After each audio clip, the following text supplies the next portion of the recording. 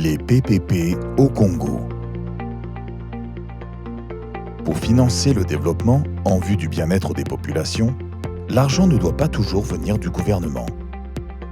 Il faut pour cela d'autres mécanismes pour lever des fonds autres que l'argent public, mobilisé chaque année dans le budget de l'État.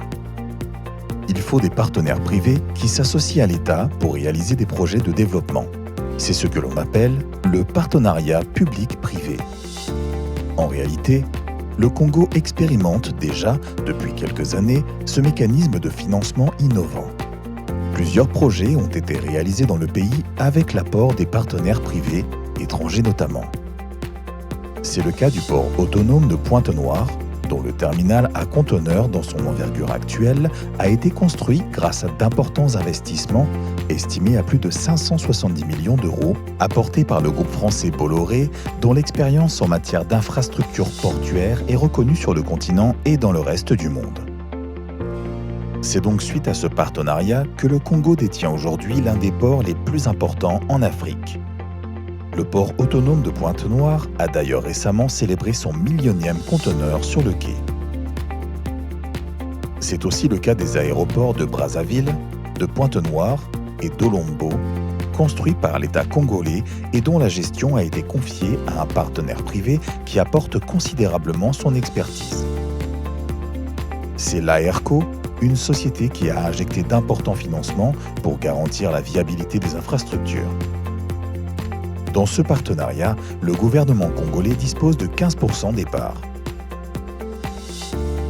Ces exemples peuvent être multipliés au Congo, notamment avec la Congolaise des routes, LCR, qui gère aujourd'hui le trafic routier sur la route nationale numéro 1, Brazzaville-Pointe-Noire, grâce au péage placé le long de cette infrastructure.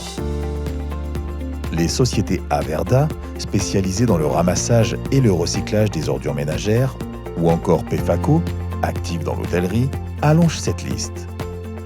Et ce n'est pas tout. À côté de ces modèles de projets de partenariat public-privé au Congo, les autorités ont érigé au nord de Brazzaville un complexe industriel et commercial à Maluku. Ce site est le fleuron des zones économiques spéciales, construit et équipé par le gouvernement. Aujourd'hui, avec quelques aménagements, Maluku, qui compte une douzaine d'usines, peut être remis clé en main à des partenaires privés, nationaux ou étrangers pour exploitation. Crystal Venture, une holding rwandaise, s'est engagée à y investir quelques 200 millions de dollars. C'est donc pour permettre au Congo de tirer le plus grand profit de ce mécanisme de financement que le président de la République, son Excellence Denis Sassou Nguesso, a tenu à ce que cette vision aille jusqu'au bout et devienne un outil pour le gouvernement. Avec son Premier ministre, Anatole Koliné-Makosso, le chef de l'État, en créant en mai 2021 un département ministériel dédié au partenariat public-privé, a tracé un nouveau chemin par lequel le Congo peut bénéficier d'un accompagnement par des entreprises privées dans ses projets de développement.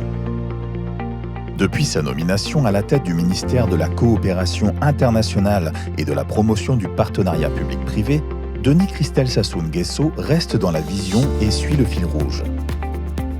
Plusieurs rencontres ont été organisées à l'étranger avec des partenaires privés.